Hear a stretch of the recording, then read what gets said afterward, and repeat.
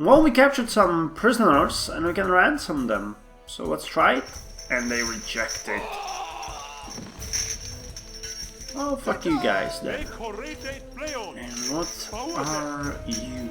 I have no idea, but I hate you. I hate you so much it gives me energy.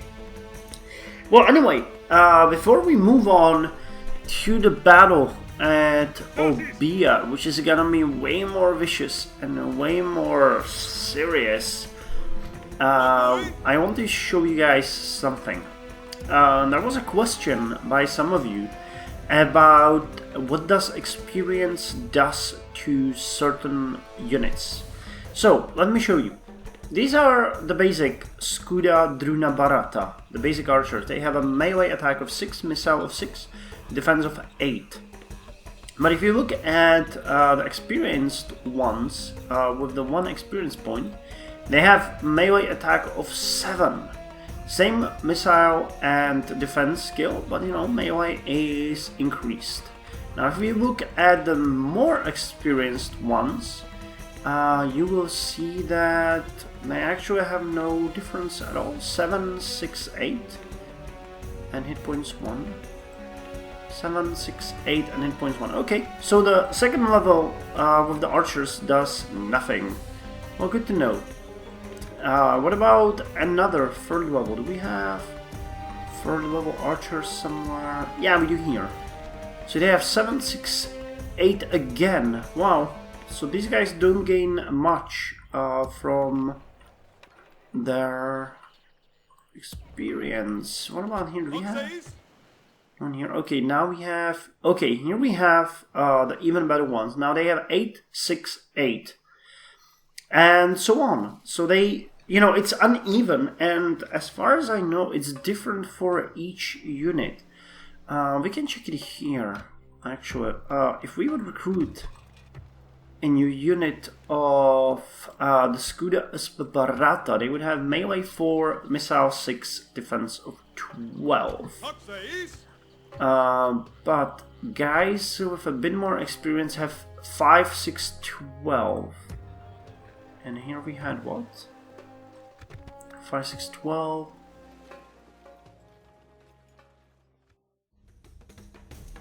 Well guys, I have bad news. While I was showing you about each and every single one of these units, the game crashed and it teleported me back before the battle with the Getai. So this is why I save it as often as I can, but the one time that I actually forget, the game does not. So I say we end the session here because I'm actually quite tired now. I played for a couple of hours, so I think it might be a good idea to call it a night. And we're gonna continue next time. But first, I still want to see how this works. So we have these Scudas. They have 4, 6, 12, 4 melee, 6 missile, and 12 defense. These have 5, 6, 12. These have 5, 6, 12. These have... Okay, so no, it's different for each unit, because these have... And wait, no, these are golden. So that's 2 more levels. 7, 6, 12, and 7, 6, 12. Okay, what about you? You're a melee unit. How does that work for you?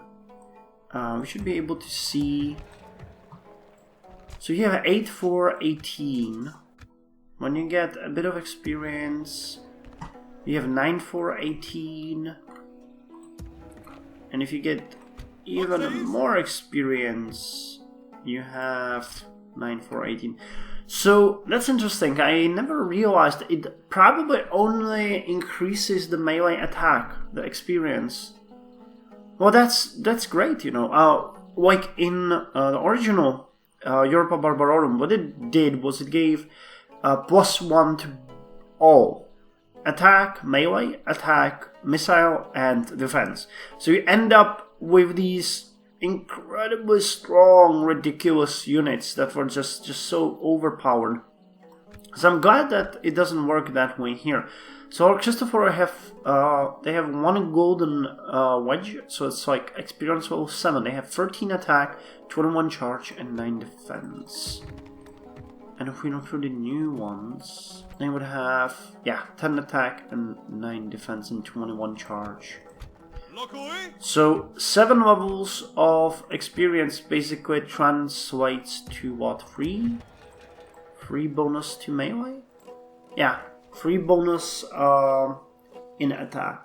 So that's actually cool. I like that, you know. They're stronger, but they're not so strong that it would be ridiculous. Well, yet again, we had a crash, so the game hates when I do what I'm doing right now. So, last thing I want to check is how much more we're paying these guys. No, actually, we're paying them the same upkeep as we would to the new unit. Really?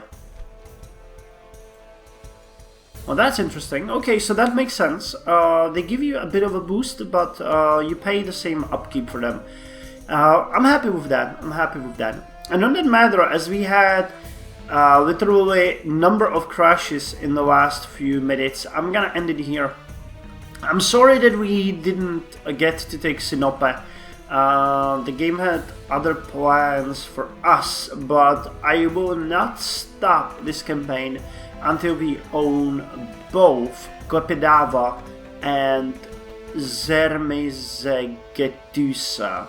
We will get those. We will get those. We will get them and punish the enemy for ever trespassing. So next time I'm gonna start by replaying the Battle of Kopedava, then saving it, and then marching against the army that is sieging Obia. But before, I think we might do a little shenanigans and just rain some arrows on them to, you know, weaken them a bit. Then we'll march with the big army up here, and afterwards we're gonna do a little circle and go to Zermezegetusa. I don't know how much weaker or stronger the Getai are than us. Overall they're about the same strength. Militarily they're way stronger, but that's gonna change. Production wise we're way better. Territorial we're about the same. Financially way better off. Population wise they have more population. But it's gonna change because we're gonna enslave the fuck out of them. And we'll have 2 new border cities. We'll have, what was it? Kopedava as a border city and Zermezegetusa. And we'll still have Kopedava and Histria as a border to Kabila. But I'm kinda, you know, hopeful that Macedonia will stay at peace with us. So yeah, this is the end of the session. I enjoyed it. I hope you guys did as well. And join me next time for some more Europa Barbarorum.